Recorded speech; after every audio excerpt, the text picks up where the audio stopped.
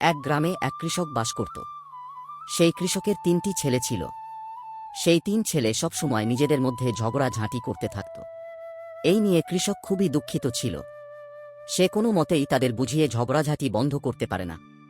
এমন দিনের পর দিন চলতে চলতে একবার কৃষক একটি সমস্যায় পড়ল। লোকটার জমিতে যত ফসল ছিল সমস্ত ফসলে কীটপতঙ্গে ছেয়ে গেল এবং ফসলগুলি আস্তে আস্তে নষ্ট হতে থাকল। সেই কৃষক তো সেই ফসল বাঁচানোর চেষ্টা করল, কিন্তু সে বিফল হল। তাই সে তার 3 পুত্রকে কীটপতঙ্গ তাড়ানোর দায়িত্ব দিল। তার পুত্ররা 3 জন একে অপরের সঙ্গে কাজ না করে তারা কি করল, একজন কেউ একটা কাকতারুয়া বানাল, দ্বিতীয় জন কি করল কীটনাশক ছড়াল এবং তৃতীয় জন কি করল ক্ষেতের চারপাশে বেড়া দিতে থাকল। কিন্তু যেহেতু ক্ষেতটা অনেকটা বড় ছিল ওই জন্য কেউই তার সম্পূর্ণ কাজ শেষ করতে পারল না।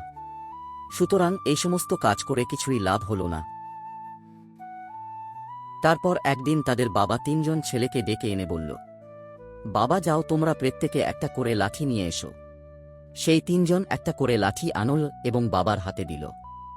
তার বাবা তখন সেই লাঠিগুলোকে একসঙ্গে বাঁধল, বেঁধে প্রথম পুত্রের হাতে দিয়ে বলল, তোমাদের মধ্যে যেই এই লাঠির বান্ডেলকে ভাঙতে পারবে তাকে আমি সবথেকে সুযোগ্য পুত্র বলে মনে করব এবং সেই হবে সবথেকে বেশি শক্তিশালী। তখন প্রথম পুত্র ওই লাঠির বান্ডেলটাকে হাতে নিয়ে ভাঙার চেষ্টা করল, কিন্তু অনেক রকম চেষ্টা করবার পরেও সে কিন্তু লাঠির বান্ডেলটাকে ভাঙতে পারল না। তারপরে সে দিল দ্বিতীয় পুত্রের হাতে এবং সেও যথারীতি চেষ্টা করল লাঠিগুলোকে ভাঙার জন্য, কিন্তু সে কিন্তু ভাঙতে পারল না। তারপর তৃতীয় পুত্র লাঠির বান্ডেলটাকে নিয়ে বলল, আমি তো সবথেকে শক্তিশালী, তো সেই জন্য আমি ভাঙতে পারব, এবং সে সেইভাবে ভাঙার চেষ্টা করল সে বান্ডিলটাকে ভাঙবার, কিন্তু সেও পারল না। তখন তাদের বাবা ওই লাঠির বান্ডেলটাকে খুলে দিয়ে প্রত্যেককে একটি করে লাঠি দিয়ে দিল হাতে হাতে এবং বলল যে প্রত্যেকে একটি করে লাঠি নাও এবং ভেঙে আমাকে দাও।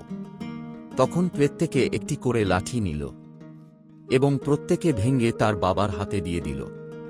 তখন তার বাবা দেখল 3টে লাঠি ভেঙে গেছে এবং পুত্রেরাও সেই লাঠিগুলোকে দেখে খুশি হল যে না, সব লাঠিগুলো ভেঙে গেছে। তো সেই থেকে তাদের বাবা তাদেরকে বলল, দেখো তোমরা যদি 3 জনে চেষ্টা করতে আলাদা আলাদা করে তাহলে এই লাঠিগুলোকে খুব সহজে ভাঙতে পারতে। সুতরাং একই কাজ যদি তোমরা 3 জনে একসঙ্গে করতে ভাগ ভাগ করে তাহলে কাজটা খুবই সহজ হয়ে যেত এবং সেই কাজে সাফল্য পেতে। সুতরাং একসাথে কাজ করলে আমরা সেই কাজে সাফল্য অবশ্যই পেতে।